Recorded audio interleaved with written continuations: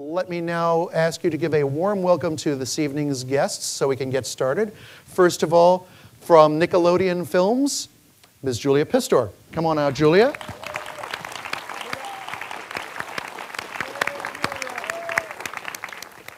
Thank you very much. And the film's director, Mr. Brad Silberling.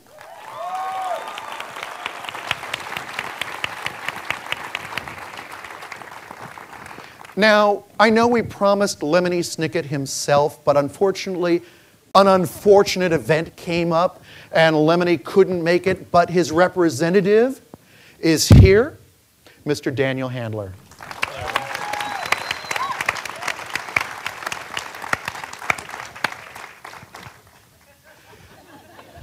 Thank you all for coming in spite of the unfortunate circumstances surrounding Mr. Snicket's non-appearance.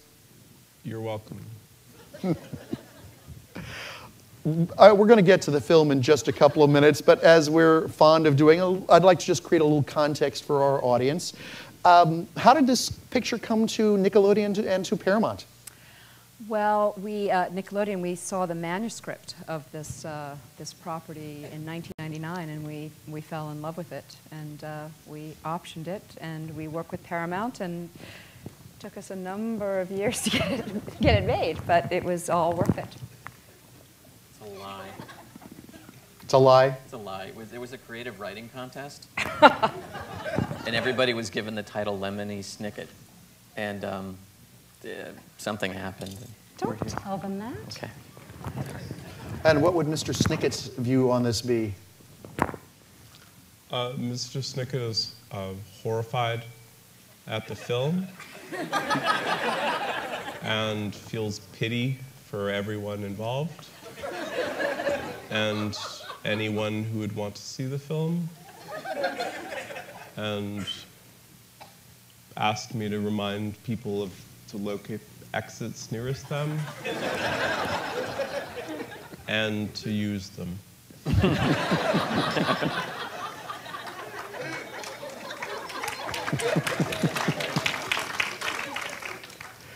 We're going to roll the film in just a minute, but... Why? Why would you do that? I like torturing people. It's just my nature. You should be Pope.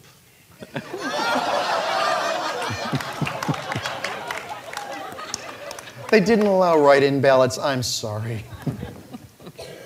So before we get started, is there anything in the film that people should be looking for that they might not otherwise know about? The words, "the end."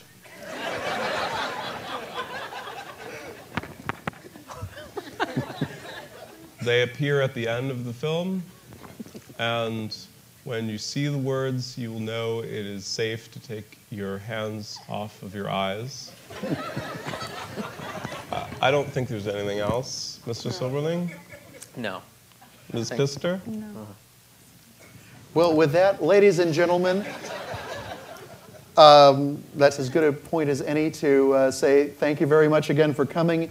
Enjoy the film, and we'll see you in about an hour and 40 minutes.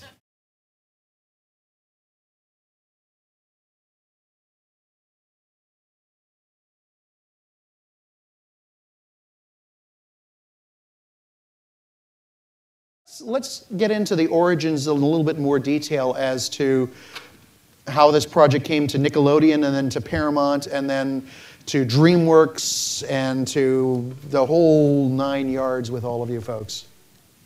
So Julia, you were the executive producer for Nickelodeon movies. Yes, I'm going to be very earnest and straight now.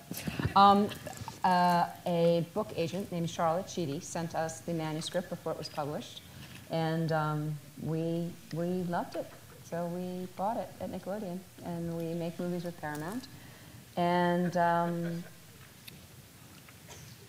then we got Brad. You don't need to know all the core details. It takes a long time to get a movie made. So we were very excited. We were talking about a number of... Many people worked for years and years Yes. and years, and they were unhappy almost all of the time. I understand there were a lot of unfortunate events between... It was a series of unfortunate events. Indeed. Some people were killed And others quit. That is true. And just everyone had a bad time overall. And it's equally everyone's fault. That's fair. Now, there were a slew of producers credited on this. I assume that as the representative for Nickelodeon Movies, you were pretty hands-on throughout the production, were you not?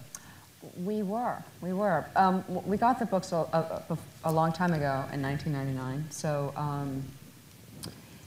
we waited for them to be published, and then a lot of people read them and loved them, and Scott Rudin approached us and asked if he could be involved, and he has a great reputation of translating, books to the screen, and he's a big, important producer, so He made said The yes. Hours, which is another very happy film. Yes.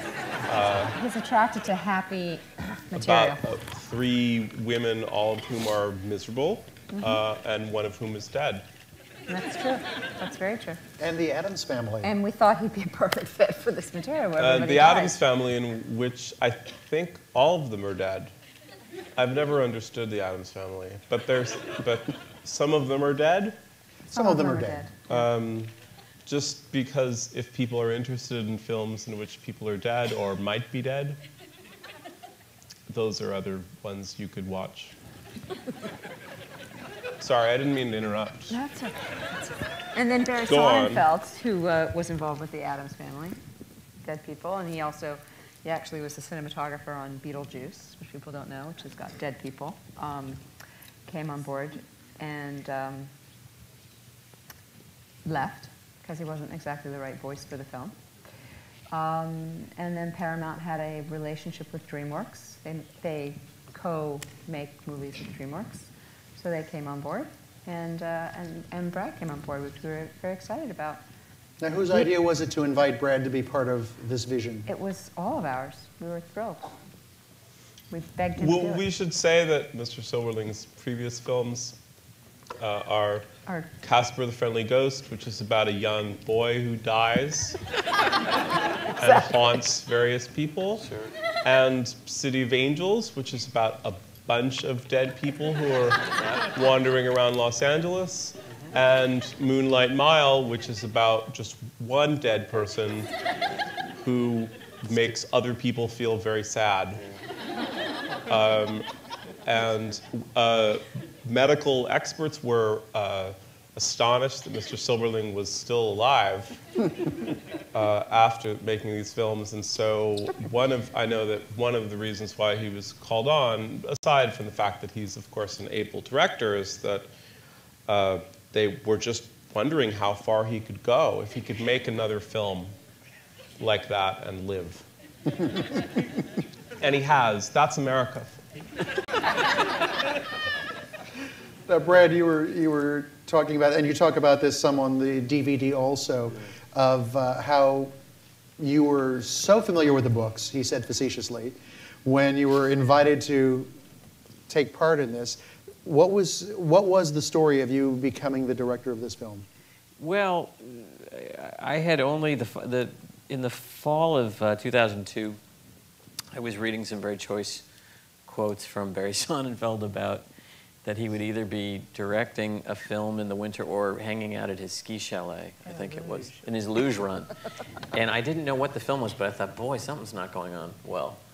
And so I got a call, that was in February of 2003. It was Dustin Hoffman and I were promoting Moonlight Mile in Europe, and I got a phone call from both studios, DreamWorks and Paramount, about Lemony Snicket, and again, fascinating title, knew not the first thing about it. I have a daughter who's now 4, then was 2, and she's not quite that good a reader at that point. So I stopped by a bookstore in London, picked up the first 3 books, and it kind of went from there, which was Daniel's nightmare, because then I wanted to meet Daniel and convince him why the first 3 books had to be the constitution of the film.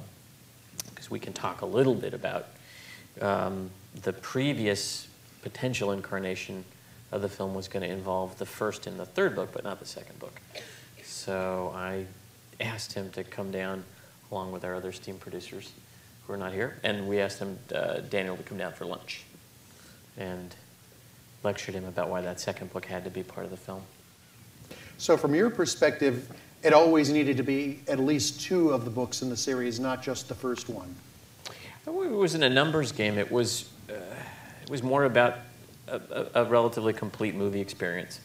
From a completely objective point of view, the first novel is such a wonderful piece of setting up these characters, and it has this grand conclusion to it with The Marvelous Marriage, the play that Count Olaf sort of forces upon his unsuspecting public.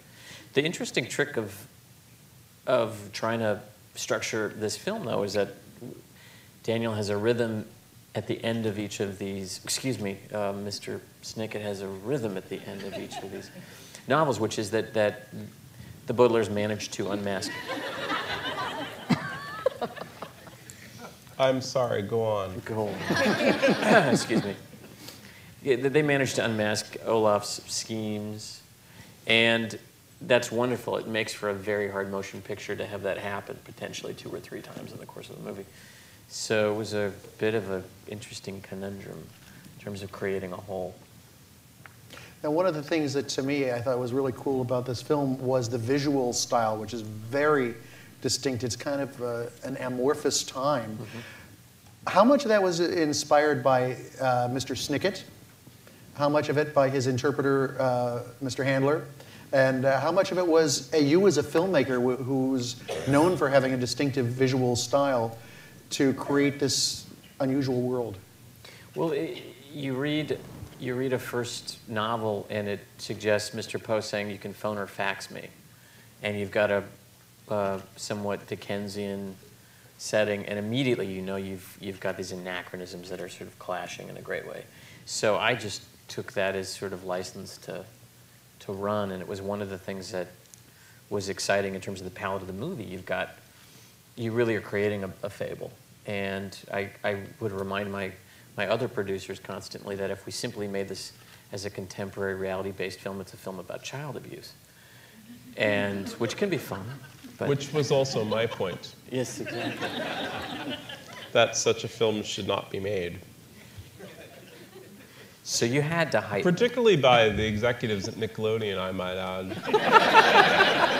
We're always thinking outside the box. Outside the box. It's Julia Pister who was remaining quiet, but she was really, for such a long time, insisting that such a film be made. And I was suggesting instead that perhaps a character, like a man, but instead of a regular man made of flesh and blood, he would be made of a sponge. That will never, ever sell. Never. And she was not interested in that. She wanted real, live people tortured on screen. It's very true. It's the Nickelodeon way.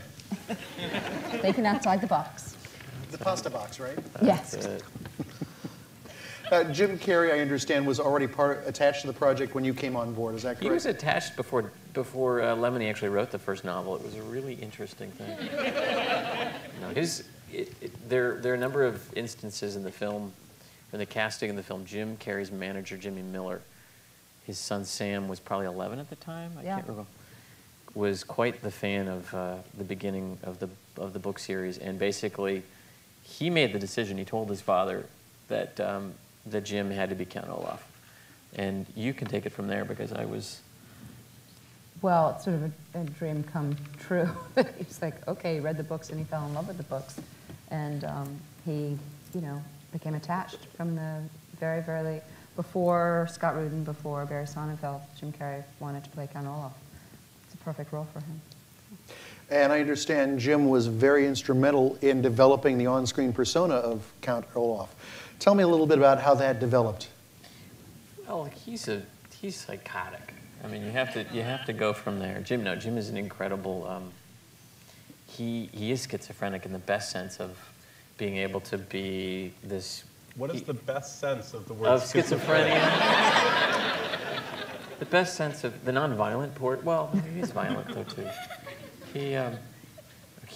easily treatable, perhaps, would be the best sense of the word. Yeah, we kept him off his meds for 7 months, and it worked. No, he's a character actor. He's many things, but he has that in him, and so we would begin to try to create physical looks, and while doing that, begin to just riff on these characters. And I would just sit with initially just a video camera, and we would go into the makeup trailer, wigs, hair pieces, other makeup, and try to find some sort of odd voice for these characters. That would evolve into actually shooting a makeup hair test. And it was without any planning, but the first time we tested Count Olaf, I just found myself, I parked myself by the lens.